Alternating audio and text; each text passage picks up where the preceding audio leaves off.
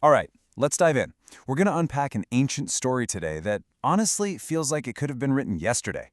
It's about a prophet, a mission he wants nothing to do with, and yeah, that very famous fish.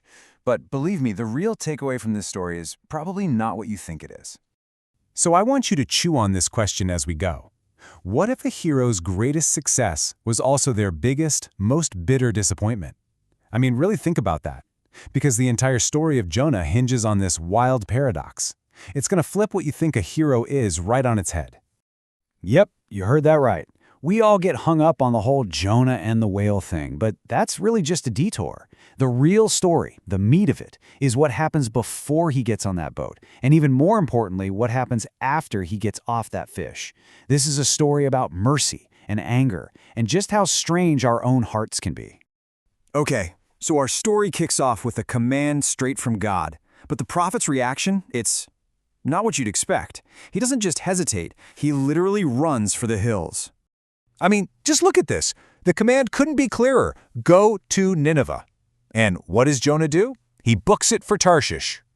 Now you have to understand, Tarshish was in the complete opposite direction. It was like the end of the known world back then. He's not just ghosting God here, he is actively, intentionally running as far away as humanly possible. So, surprise, surprise, things go south, and fast. A crazy storm blows up out of nowhere, so bad that these seasoned sailors are panicking, thinking the ship's going to break apart.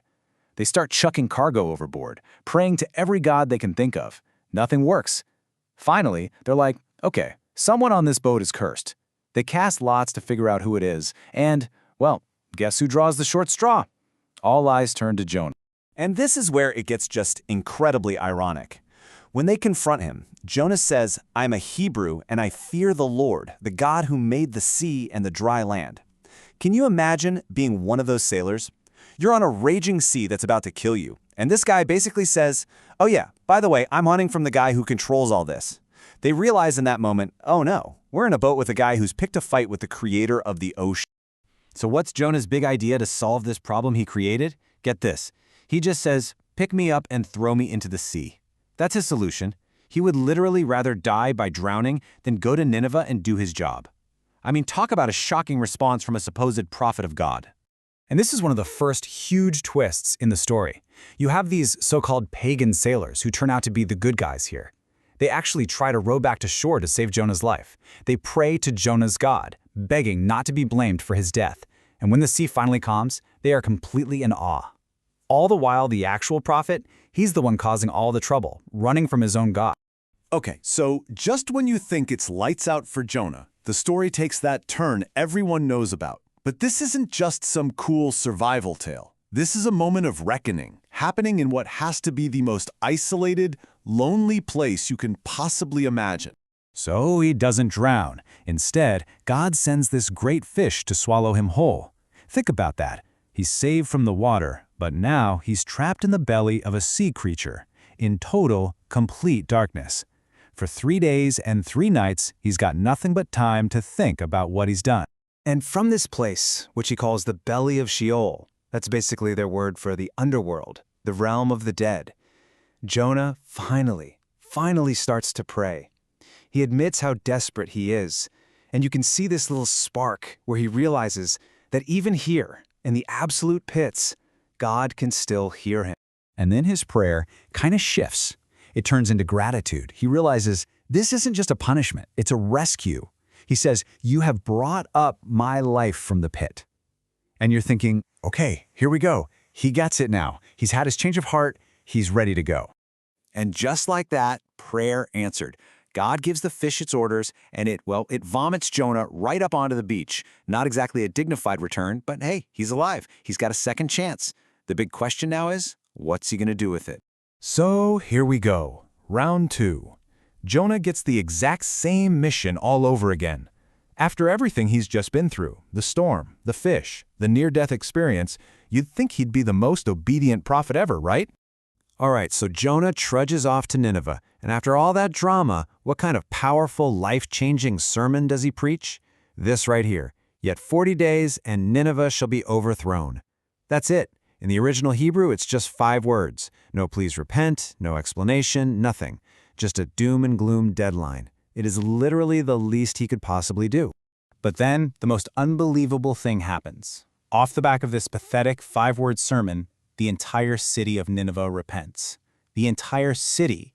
The king gets off his throne, puts on sackcloth, and sits in ashes. They declare a citywide fast. Everyone, from the richest to the poorest, starts crying out to God to spare them. It's the biggest, most successful revival in history, sparked by the worst sermon ever. And let's just put a number on this. We're talking about more than 120,000 people. That's like a whole stadium full of people turning their lives around at once. Jonah, our reluctant, grumpy prophet, has just become, without a doubt, the most successful prophet of all time. And he did it with a sermon he didn't even want to give in the first place. And right here, this is where the whole story pivots. We thought this was a story about running from God and then finally obeying, but it's not. The real climax isn't the city getting saved. The real climax is how Jonah reacts to his own incredible success. So God sees that the people of Nineveh are genuinely sorry, and he relents. He doesn't bring the disaster, he shows mercy. And Jonah's reaction? He gets angry. No, not just angry. The text says he became exceedingly displeased. He is furious that he succeeded. This is that paradox we talked about at the very beginning. His greatest success is his biggest disappointment. And now we finally get the truth. The real reason he ran away comes pouring out. He basically says to God, This is why I ran away. I knew it. I knew you were a gracious and merciful God. He wasn't afraid of failing. He was terrified that he would succeed. He knew God would probably end up forgiving the Ninevites, who, by the way, were the sworn brutal enemies of his people, and he just could not stand the thought of them receiving mercy. And what is God's response to this angry rant? It's so simple, but it cuts right to the chase. He doesn't yell back. He doesn't condemn him. He just asks the question, is it right for you to be angry? He's pushing Jonah to look inward and really think about where all this anger is coming from. Is it actually justified? The story isn't quite over, though. It ends with one last lesson for Jonah, a kind of living parable. No big storms or giant fish this time. God uses something much, much smaller to make his point. So Jonah is sitting outside the city, just stewing in his anger, probably hoping God will change his mind and destroy it after all. So God makes a plant grow up overnight to give him some shade, and Jonah is super happy about it. But then, the next day, God sends a little worm to eat the plant, and it withers and dies. The sun and a hot wind start beating down, and Jonah gets so angry and miserable about this dead plant that he wants to die. Think about that. He has more pity for a temporary shade plant than for 120,000 human beings. And this is the mic drop moment, where the entire book ends. God points out the hypocrisy so clearly. He basically says, you're losing your mind over this plant that you did nothing to grow, that was here one day and gone the next. And then he asks the final question, the one the book never answers. And should I not pity Nineveh, that great city with more than 120,000 people? The question just hangs there. It forces us, the readers, to weigh Jonah's small, selfish anger against God's huge, world-changing compassion. And it leaves us asking ourselves, which one do we look more like?